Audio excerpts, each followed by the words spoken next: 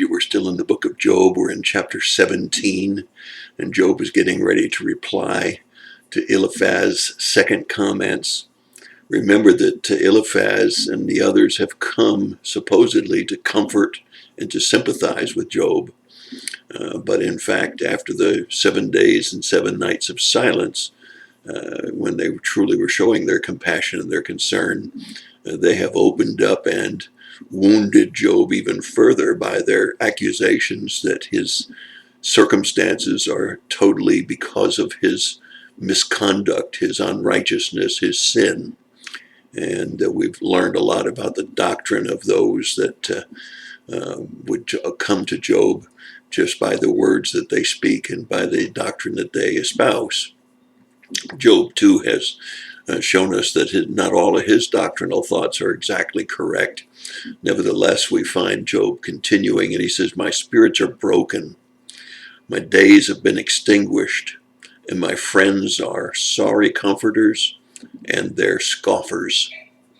Well, you can see that once friends, now seen almost as enemies, Job has found that not only has he lost all of his possessions and all of his family except his wife, but he has also lost his friendship. And we see that both groups, the friends that have come and Job, have allowed the discussion to elevate into conflict, and words have been spoken that probably will never be forgotten, and even if they are forgiven.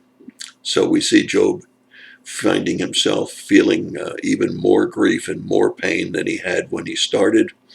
And we find that his realizing that everything, even his wishes for the future, seem to be dashed. That's a deep depression. Perhaps it's a little bit like post-traumatic stress. I've never had that, but understand that a lot of people feel that there is no reason to go on living, and that they're in great distress. Sometimes grief of loss of a loved one drives somebody to this kind of a deep feeling. Nevertheless, we know that the goal was to sympathize and to comfort, and that goal has been missed completely. And Job is feeling absolutely at the bottom of the barrel. And yet he recognizes that if he has any hope at all, his hope is in the Lord. And that makes me want to sing the chorus that we sing at church. My hope is in you, Lord. My hope is in you, Lord. And nothing but the blood. Those are the songs that come to my mind as I think about Job and his bottom of the barrel situation.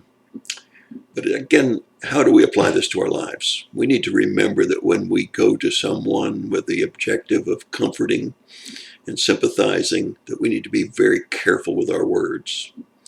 I remember on one occasion I tried to comfort a young lady who had lost her mother. And I used one of those cliches that I would never use again. But I said, she's in heaven with God. And I remember the young lady wheeling around and flying into my face and shouting, "But I need her more than God needs her." You see, the reality is that even the words of knowing that somebody's in heaven are not a comfort to those that have been left behind. And sometimes silence is far better than spoken words, even if they're well intended. So let's be careful as we try to comfort and as we try to strengthen, careful as we give our advice and our counsel, that we don't inflict more harm and more injury to the person than what they're already experiencing. And that's my thought for the day. God bless you and have a great day.